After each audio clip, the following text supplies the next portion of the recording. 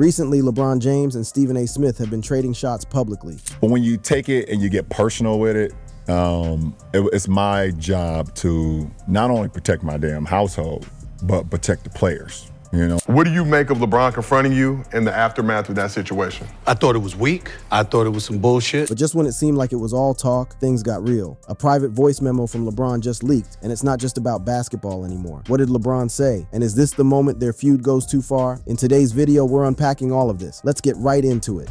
The confrontation that changed everything.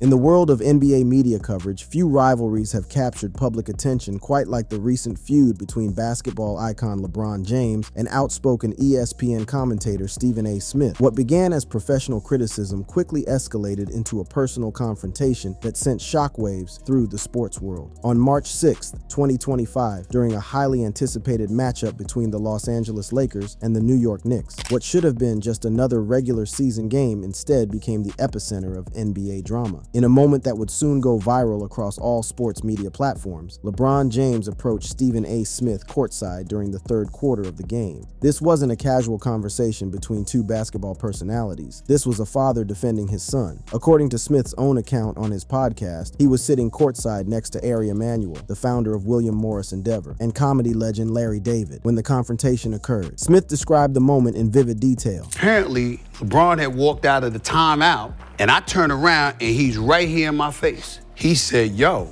you gotta stop talking shit about my son.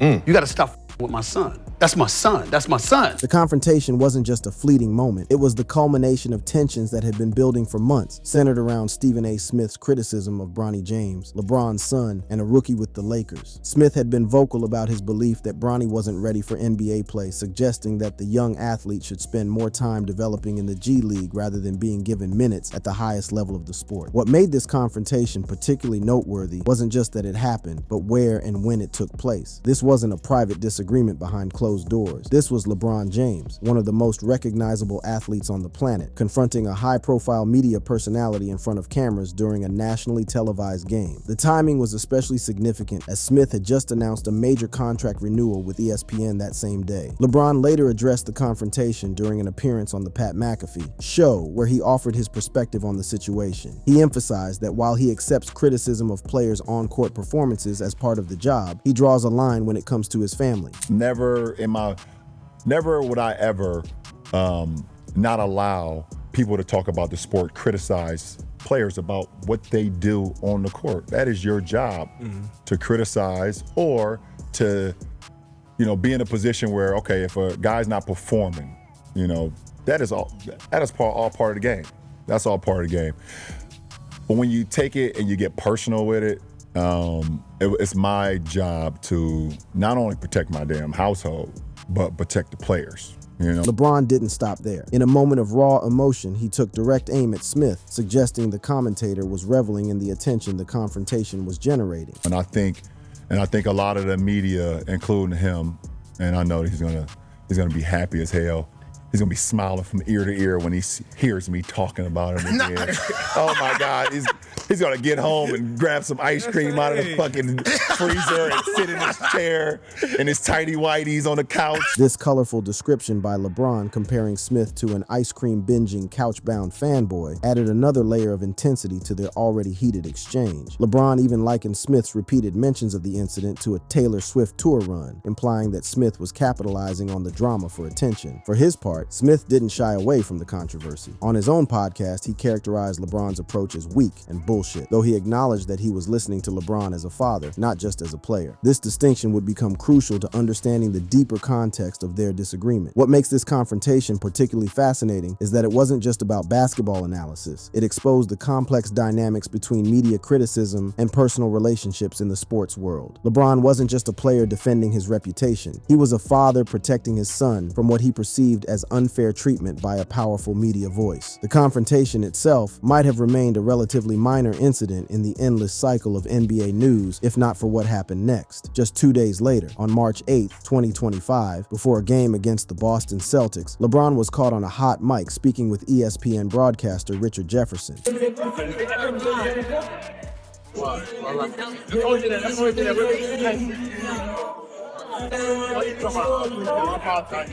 In this unguarded moment, LeBron revealed what had truly triggered his confrontation with Smith. This candid recording provided crucial insight into the emotional trigger behind LeBron's courtside confrontation. It wasn't just Smith's criticism of Bronny's basketball readiness that had provoked LeBron's ire. It was Smith's invocation of fatherhood, an area where LeBron apparently felt Smith had crossed a line. As news of the confrontation spread, the basketball world was quickly divided. Some defended LeBron as a father protecting his son from excessive criticism, while others argued that Smith was simply doing his job as an analyst by giving his honest assessment of Bronny's NBA readiness. This polarization reflected broader questions about the boundaries between professional critique and personal commentary in sports media. The timing of this confrontation added another layer of complexity to the situation. Bronny James had experienced a cardiac arrest less than a year earlier, a health crisis that LeBron described as coming out of nowhere due to a birth defect. This medical emergency had profoundly affected the James family, making Stephen A. Smith's criticisms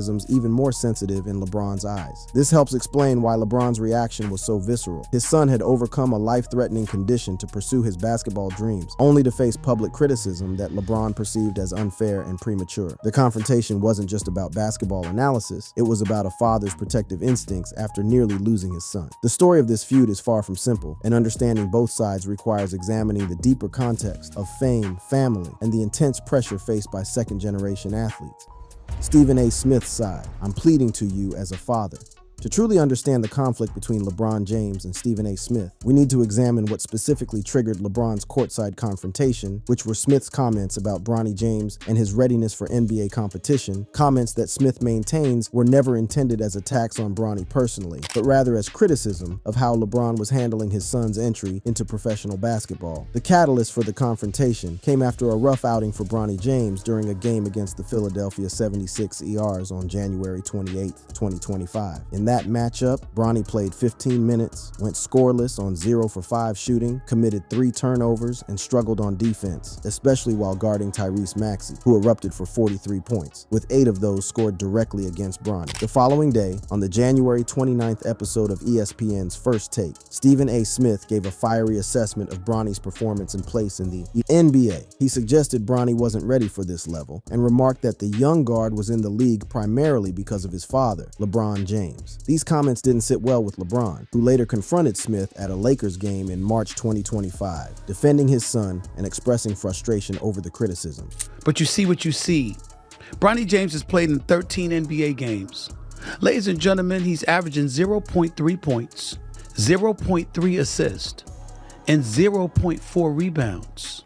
He shot 1 for 16 from the field in his NBA career, and 0 for 7 from three-point range. Smith continued, making the point that became the central issue in his feud with LeBron. Wonderful father by all accounts.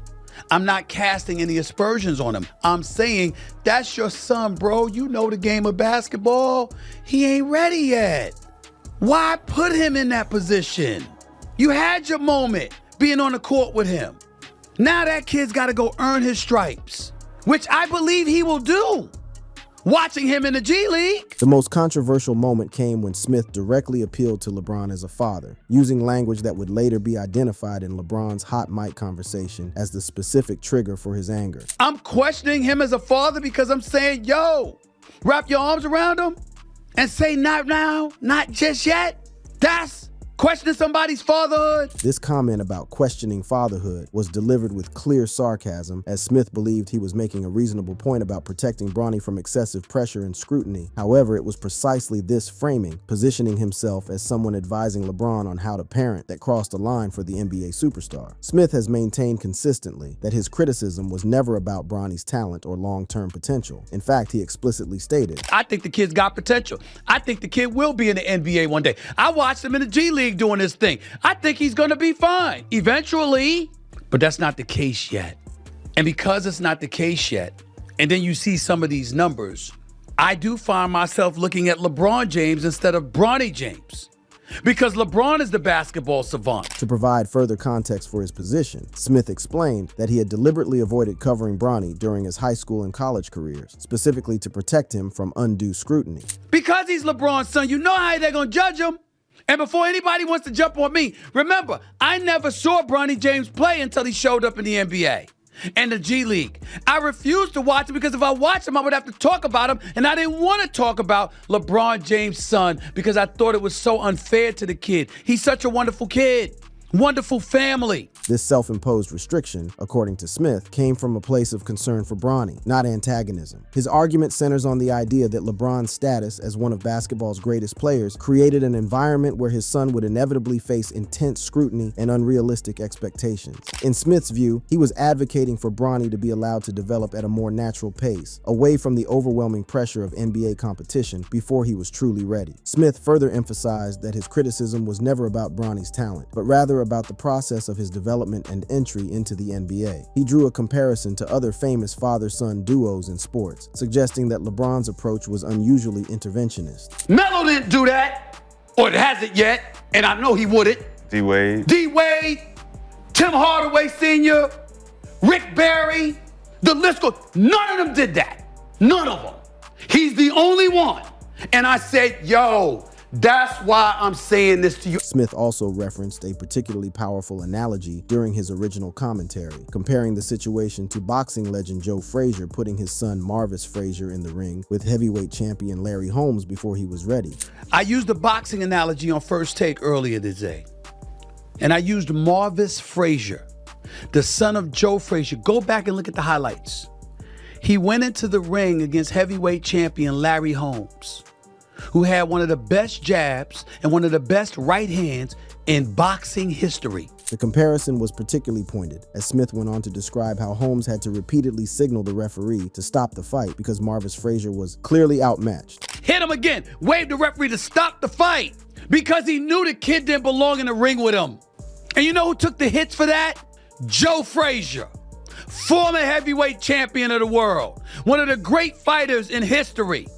Had no business putting his son at that early stage in the squared circle with Larry Holmes. In Smith's telling, this boxing analogy perfectly captured his concern that LeBron, despite good intentions, was putting Bronny in a position where he would face criticism and scrutiny he wasn't yet prepared to handle. The irony, of course, is that Smith's own commentary became part of that scrutiny. After the confrontation with LeBron went viral, Smith addressed it on his podcast, expressing frustration that his intended message had been misinterpreted. I don't want to hear me talking about questioning LeBron James' fatherhood. LeBron, how many times do I have to rave about LeBron James?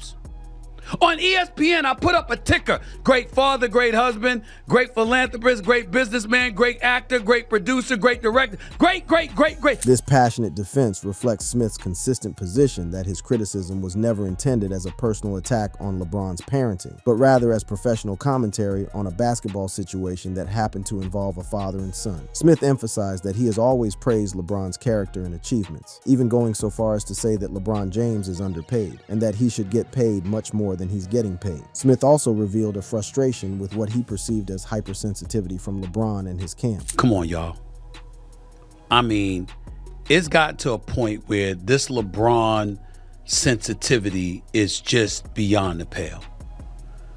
You call him the second best player in the history of the game, you're insulting him because you said he's not the GOAT. This comment hints at another underlying tension. Smith has consistently ranked Michael Jordan above LeBron in the greatest of all time debate, a position that some speculate has contributed to LeBron's sensitivity to Smith's criticism. This suggests that the Bronny situation may have been a breaking point in a relationship that already had some underlying tensions. When discussing the actual moment of confrontation, Smith provided additional context that helps explain why he didn't engage more forcefully with LeBron at the time. It's all over, everywhere. It's a nationally televised game. The cameras are rolling, and I'm like, if I do anything, this is gonna be a scene. Now, we can sit up here in front all we want to and act like we don't work for somebody. Damn it, I work for Walt Disney. Smith's response, or lack thereof, during the confrontation was influenced by professional considerations. He had just announced a major contract renewal with ESPN that day, and creating a scene with one of basketball's biggest stars could have had serious professional repercussions. One of the most revealing aspects of Smith's perspective emerged when he described Bronny's visible reaction to his commentary during a timeout. According to Smith, Bronny appeared visibly upset, which he believed triggered an emotional response from LeBron. Smith interpreted the moment as a father reacting in instinctively to protect his son, suggesting that LeBron's confrontation stemmed from genuine concern rather than just anger. Despite acknowledging the emotional weight of the situation, Smith stood by his original critique. He emphasized that his viewpoint was shaped by years of experience covering similar high-pressure dynamics in sports. He also noted that he had previously warned LeBron about the potential consequences of placing too much pressure on Bronny. Let's look at LeBron's perspective in greater detail, particularly focusing on the unique pressures and emotional context surrounding Bronny's entry into the NBA. LeBron's defense, a father's perspective, and the aftermath. To truly understand LeBron James's explosive reaction to Stephen A. Smith's commentary, we need to appreciate the extraordinary context of the situation. LeBron wasn't just responding as an NBA superstar facing criticism. He was reacting as a father whose son had faced a life-threatening medical emergency less than a year before entering the league and was now navigating the intense pressure of following in his famous father's footsteps. The journey to this father-son NBA moment was far from smooth. In July 2023, Bronny James suffered a cardiac arrest during a basketball workout at USC. This shocking health crisis revealed a congenital heart defect that required immediate medical attention and threatened to end his basketball career before it truly began. For LeBron, this was a moment that transcended sports entirely. It was about his son's survival. As LeBron shared on the Pat McAfee show, but as he got stronger and things of that nature, it was just something inside his heart that, was just pounding at his heart and pounding at his lungs that unfortunately we had the incident. And thankfully, a lot of these kids we've been seeing a lot lately in sports, not only in basketball, but in football. And unfortunately, we was able to catch it.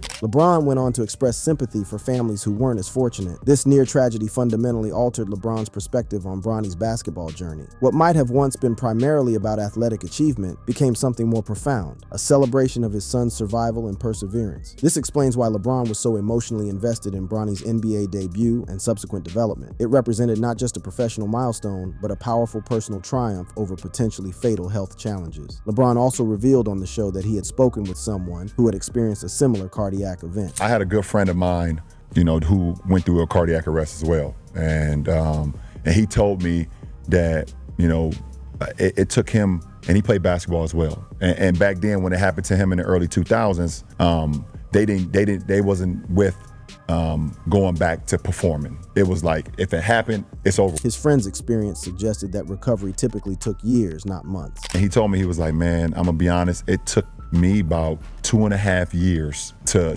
finally get back to just normalcy. Like my body, my mind, and he said when it happened to me, I was 23 years old.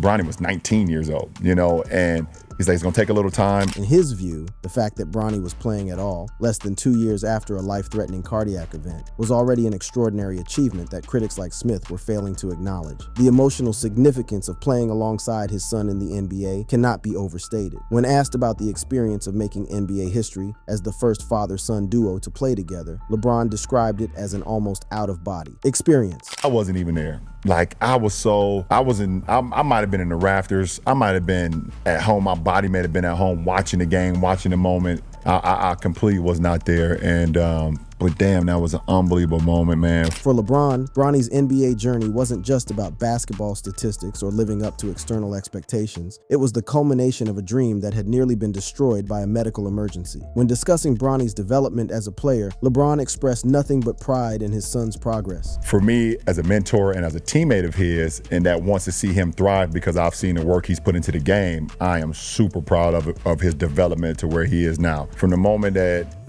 he was drafted in June of 2025 to us being now in March of 2026, his development is skyrocketed. This proud assessment stands in stark contrast to Smith's focus on Bronny's early struggles and limited statistical production. Where Smith saw concerning numbers that suggested Bronny wasn't ready for NBA competition, LeBron saw remarkable progress from a young athlete who had overcome incredible obstacles. Another crucial element of LeBron's perspective is his philosophy on parenting and supporting his children's athletic pursuits. During the McAfee interview, he shared his approach. I've always told my kids, like all of them, they all play sports. 2 basketball players, my youngest son going to Arizona. On a full ride, my daughter's What is big he, time. 7? LeBron emphasized that he doesn't focus on external criticism or expectations. And I just tell him, like, it doesn't matter about the noise. That's going to happen. It's only about, like, if you love it, go out and practice. If you think you want to, if you fall in love with it, you only can fall in love with the process. Don't worry about the outcome. Fall in love with the process, and that shit will take care of itself. This philosophy directly contradicts Smith's suggestion that LeBron should be shielding Bronny from NBA competition until he's more statistically productive. In LeBron's view, the process of development, not immediate results, is what matters most. After the exchange, both LeBron and Smith stood by their views. Smith insisted his comments were strictly professional, while LeBron defended his role as a father, doing what he believes is best. Amid all this, Bronny James has stayed focused. According to LeBron, his son is tuning out the noise and concentrating on improving his game. He recently dropped 39 points in a G League game and was more upset about a missed free throw than anything else, a sign of his growing maturity and drive. This focus on improvement rather than validation shows that despite the very public feud between his father and one of sports media's loudest voices, Bronny James is maintaining perspective and concentrating on his development as a player. Stepping back from this heated controversy, we can see that it reflects far more than a simple disagreement about a young player's NBA readiness. It touches on fundamental questions about the responsibilities of sports media, the unique challenges faced by children of celebrities, and the complex dynamics of public criticism in the age of social media. The confrontation between LeBron James and Stephen A. Smith represents a collision of multiple perspectives, each with their own valid points. The various interviews, podcast clips, and hot mic moments from both LeBron and Stephen A. Smith have kept the debate going. It's clear that this was never just about basketball stats. At its core, the clash was about respect, personal boundaries, and the emotional weight of being a father in the spotlight. In the end, the controversy highlights an important truth. Beyond stats and highlight reels, sports are driven by human emotion, pride, protection, and the desire to be understood. Whether you agree with LeBron's defense of his son or Smith's right to critique, the passion behind both sides is what makes these stories so compelling. As for Bronny, he's kept his head down and stayed focused on his growth. He's improving steadily and proving he's serious about building his own path in the league. At the end of the day, that's what matters most. And with that, we've come to the end of today's video. If you enjoyed the video, then you can click on any other of the cards currently showing on your screen to enjoy even more interesting ones.